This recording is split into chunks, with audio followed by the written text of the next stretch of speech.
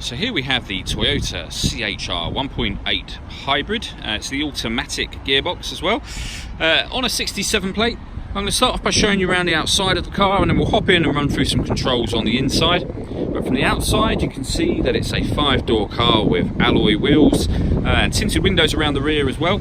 Let's start off inside the boot and then work our way around the rest of the car from there. Okay, so as we approach the back of the car, you'll see we have reversing sensors. This car's also got a reversing camera.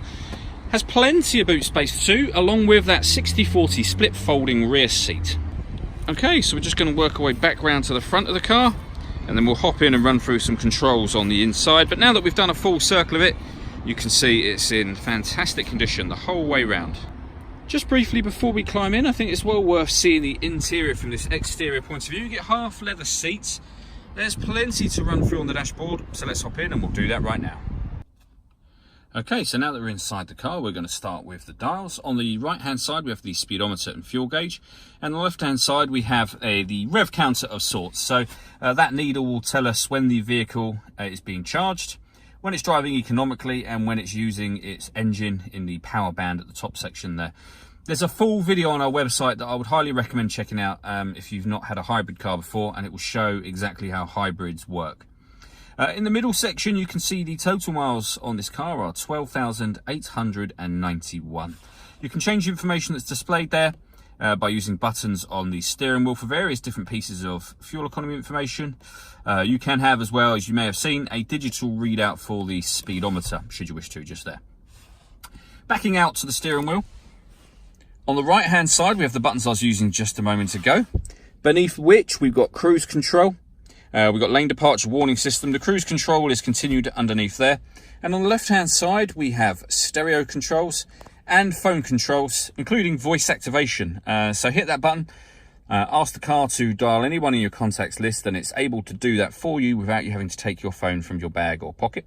That is, of course, once you paired up the phone, which is done on the central touchscreen here. You can see this car's got satellite navigation. There's a full video showing how this works on our website, so I'd highly recommend checking that one out as well.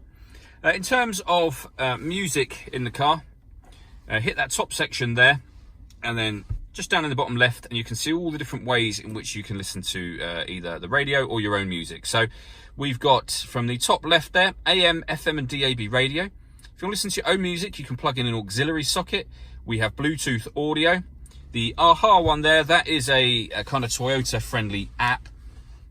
We then have USB input for both iPod and, say, a memory stick, for example. This car's also got a full colour reversing camera. You can see that there, with the guidelines showing you what direction the car is headed in relation to the image that you see behind you. Working our way down from that, we have dual zone climate control. So if we turn the fan speed on, we can adjust the passenger temperature and the driver temperature. We can determine where we would like the air to be distributed within the car. And when we've done all of that, hit this button to turn the air conditioning on, or hit auto, and the car will maintain those temperatures by taking control of the fan speed itself. And you can override that at any time you like by simply readjusting the fans to your liking. We also have a heated driver seat with 3 different heat settings, and the same over on the passenger side. Under that section we have USB and auxiliary inputs, and then the fully automatic gearbox. All that leaves me to say is thank you for taking the time to watch this video.